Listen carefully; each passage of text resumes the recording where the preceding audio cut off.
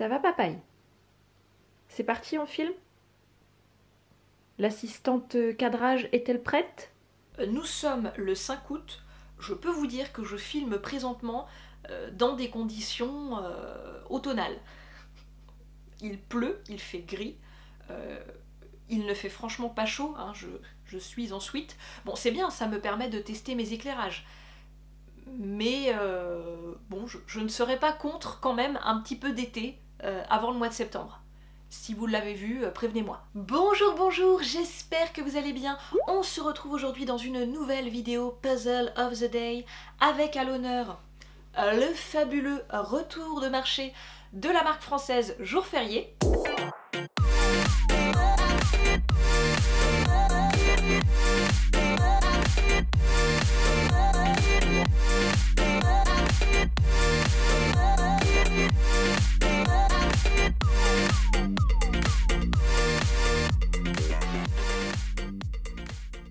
Jour Férié est une marque dont je vous ai déjà parlé à moult reprises ici sur cette chaîne, mais également sur Instagram. C'est une marque française qui est assez récente puisqu'elle a été fondée en 2020 par Laetitia et Céline, deux charmantes personnes que vous voyez présentement à l'écran. Dans ce duo de choc, Céline est l'illustratrice de la marque, donc c'est elle qui imagine, qui dessine tous ces beaux puzzles. On dit merci Céline. Les puzzles Jour Férié sont fabriqués en France de manière éco-conçue. D'abord, les matériaux utilisés pour les produire sont soit recyclés, soit proviennent de forêts durablement gérées. Ensuite, c'est une marque qui est zéro plastique. On n'a pas de plastique pour emballer les pièces, on n'a pas de film plastique autour des boîtes, on n'a même pas de petites pastilles autocollantes pour éviter que les boîtes ne s'ouvrent. Toujours du côté des boîtes, et c'est un avantage que j'avais déjà eu l'occasion de souligner, leur taille est parfaitement ajustée au volume des pièces et ça c'est vraiment top parce que déjà on ne gaspille pas de ressources inutilement, mais en plus on n'encombre pas la puzzle tech. Et ça, vous-même vous savez, c'est important. Parlons maintenant des puzzles. À l'heure où je tourne cette vidéo, Jour Férié propose 4 modèles de 1000 pièces que je vous mets maintenant à l'écran. Un modèle de 500 pièces qui s'appelle la petite danse du linge, qui est en fait une version un peu moins corsée entre guillemets que la danse du linge en 1000 pièces. Je pense que vous le voyez à l'écran. Céline a ajouté un petit peu de végétation en bas à droite, elle a étoffé celle en haut à gauche. Le ciel qui était tout bleu a laissé place à un joli coucher de soleil. On voit d'ailleurs que la lumière a changé au niveau des ombres. Et puis on a quelques ajouts vraiment sympas, notamment un petit avion avec une banderole « Je t'aime Simone », j'adore. Et la marque propose également un petit 200 pièces destiné aux enfants à partir de 6 ans. Hormis le retour du marché dont on parle aujourd'hui, de mon côté j'ai déjà eu l'occasion d'assembler l'orée du matin que la marque m'avait très gentiment offert en 2020 et ça a été directement un gros coup de cœur. Le toucher des pièces des puzzles Jour Férié est vraiment très particulier. Leur fini est mat, velouté, c'est vraiment hyper agréable sous les doigts. Si on se place uniquement du côté du matériau, les puzzles Jour Férié sont mes préférés à assembler. Vous trouverez les puzzles Jour Férié sur la boutique de la marque évidemment, mais aussi sur la dernière pièce qui est la boutique que j'ai co-créée avec 3 associés. Je vous mets tous les liens en barre d'infos. Revenons-en à ce fameux retour de marché. C'est probablement mon préféré parmi toute la gamme Jour Férié. Je le trouve absolument magnifique. Et je vous l'avais déjà mentionné, j'aime beaucoup le rouge qui a été choisi pour la boîte. Je sais que certaines personnes trouveront ça superflu, mais qu'importe, je le redis, j'aime ce rouge. C'est donc un 1000 pièces qui, comme son nom l'indique, illustre un retour de marché. On a de très jolies fleurs qui vont sûrement être arrangées en un joli bouquet, on a des fruits et des légumes, on a une jolie faïence murale avec quelques ustensiles de cuisine. Je le trouve vraiment très très harmonieux, vraiment super joli et il me tardait vraiment de l'assembler. C'est chose faite, il est présentement terminé derrière vous. Comme à l'accoutumée, je vous laisse donc avec les plans d'assemblage et je vous retrouve juste après. Everything you said we already knew, more or less. Well, here's something that you didn't know. Je pense que vous le savez maintenant, je commence toujours un puzzle de la même façon, je fais un tri en mettant d'un côté les pièces des bords et de l'autre les autres pièces, et dans ces autres pièces, j'essaye de faire d'ores et déjà un tri par motif et couleur. Et une fois ce tri effectué, je commence toujours par assembler les bords pour avoir le cadre de mon puzzle. Là on est sur un format portrait, donc vertical. C'est chouette, ça me change un peu parce que c'est vrai que la majorité des puzzles que je fais sont en général en format paysage, donc horizontal.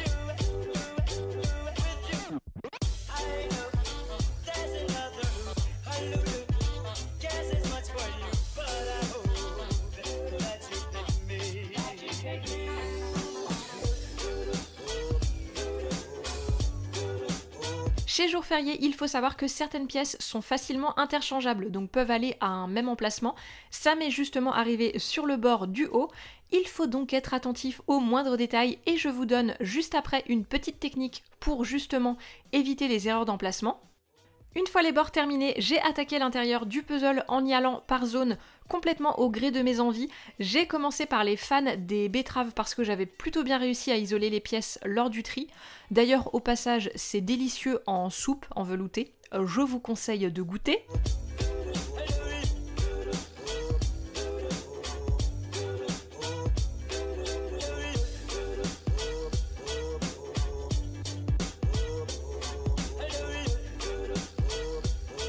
Deuxième zone, les petites fleurs blanches, d'abord celles qui sont sur fond beige, puis celles qui sont sur le fond orange brique de la faïence.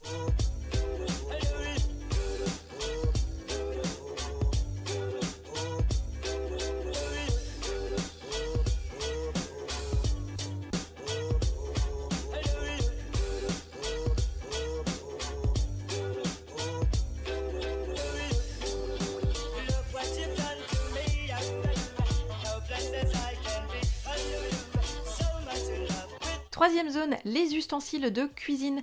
C'est clairement la partie la plus facile de ce puzzle parce que les pièces sont vraiment très distinctives.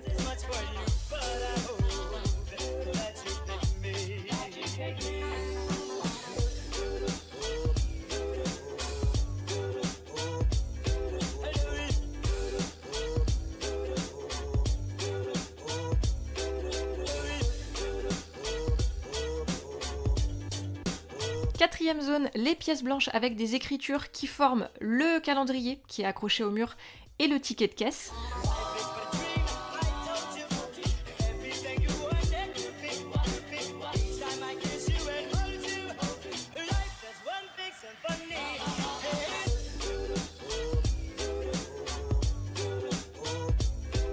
Cinquième zone est probablement la plus difficile sur ce puzzle, le vert du poireau. Je vous ai dit tout à l'heure que certaines pièces chez Jour Férié étaient parfois interchangeables et ça a été le cas ici. Comme on est sur une zone monochrome avec très peu de nuances, je me suis trompée d'emplacement à une ou deux reprises.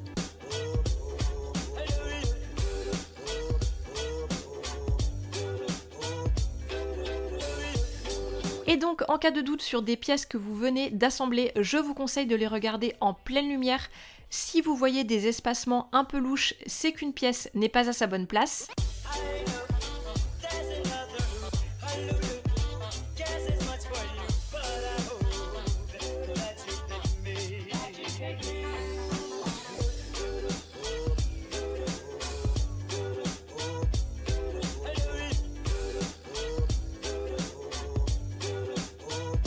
Sixième zone, toute la partie orange brique de la faïence. Et là, je remercie Céline de nous avoir gratifié de nombreux détails avec les fleurs, les joints, etc. Parce que sinon, je pense que ça aurait pu être une zone beaucoup plus difficile.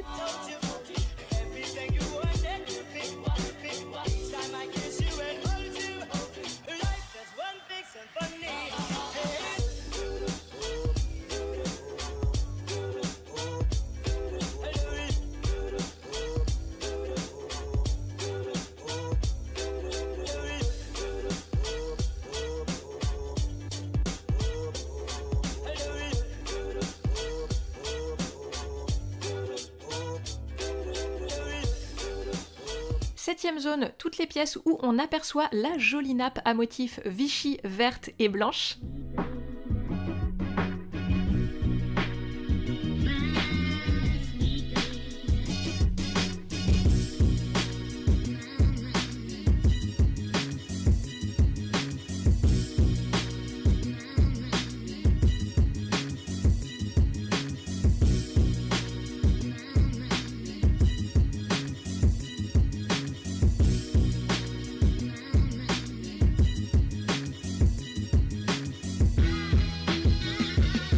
Petite pause sur les ciseaux avant de retourner sur la nappe.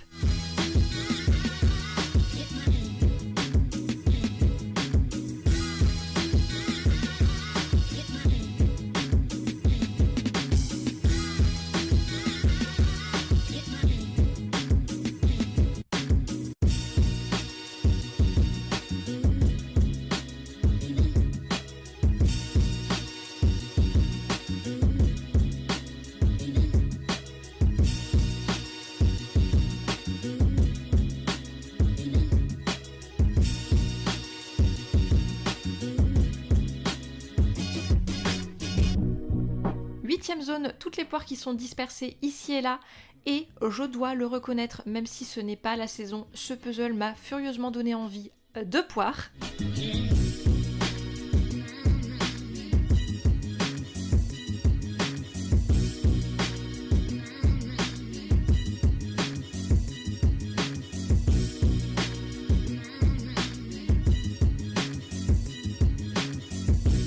Neuvième zone, le panier en osier. Parce que serait un retour de marché sans le fameux panier en osier? Je vous le demande.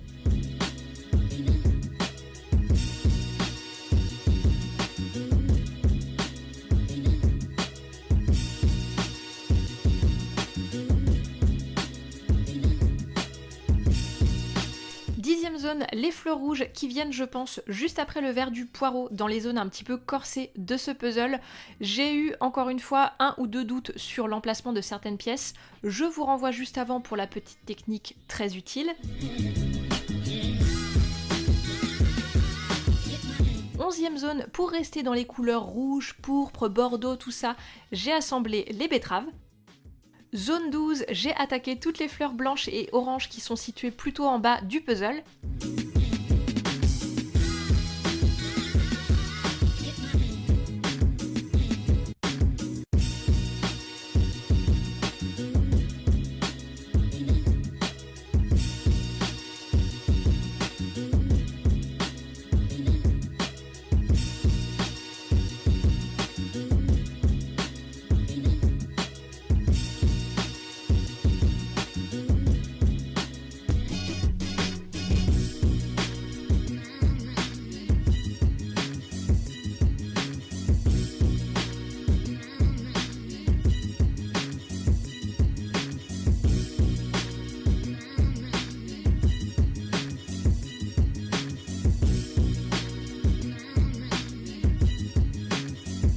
Ensuite, j'y suis vraiment allée pièce par pièce en m'aidant des couleurs, des motifs, etc.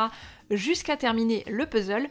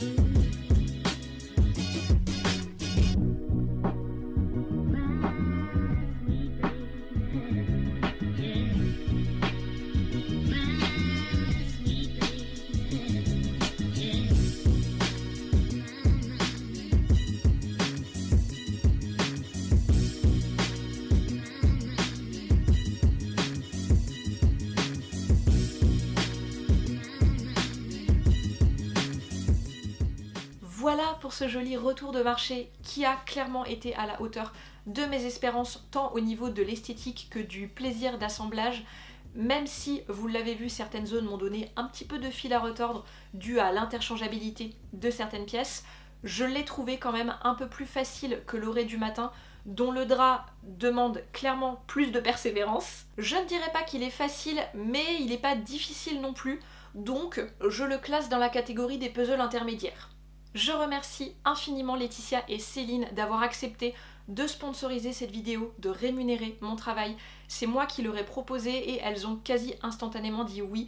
Ça m'a vraiment fait chaud au cœur parce que je vous l'ai déjà dit, mais je le répète, alimenter cette chaîne YouTube chaque semaine me demande une quantité de travail phénoménale, et ces vidéos en particulier où je filme quasi l'intégralité de l'assemblage et où je dois ensuite tout monter sur l'ordinateur requiert plusieurs dizaines d'heures de travail. C'est aussi pour ça que j'insiste de temps en temps sur les pouces en l'air, parce que j'ai besoin de votre soutien, j'ai besoin d'être sûre que je ne travaille pas dans le vide en fait. Et vous êtes encore nombreux et nombreuses à profiter de ce contenu gratuit chaque semaine et à être avares sur les pouces.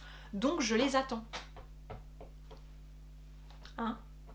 Ah bah sinon, pas sûr que je sois en mesure de vous proposer de belles sélections puzzlesques d'automne et de Noël. Hein. Je tenais également à vous informer que pendant ce mois d'août, je vais ralentir un peu le rythme de vidéo pour pouvoir me reposer avant la rentrée. j'en ai un peu besoin quand même. Donc on ne se retrouvera pas de façon hebdomadaire chaque vendredi, mais seulement un vendredi sur 2. Si je ne me trompe pas, la prochaine vidéo sera donc postée le 20 août et celle d'après ouvrira le mois de septembre et sera postée le 3. Je vous embrasse et je vous dis à très vite.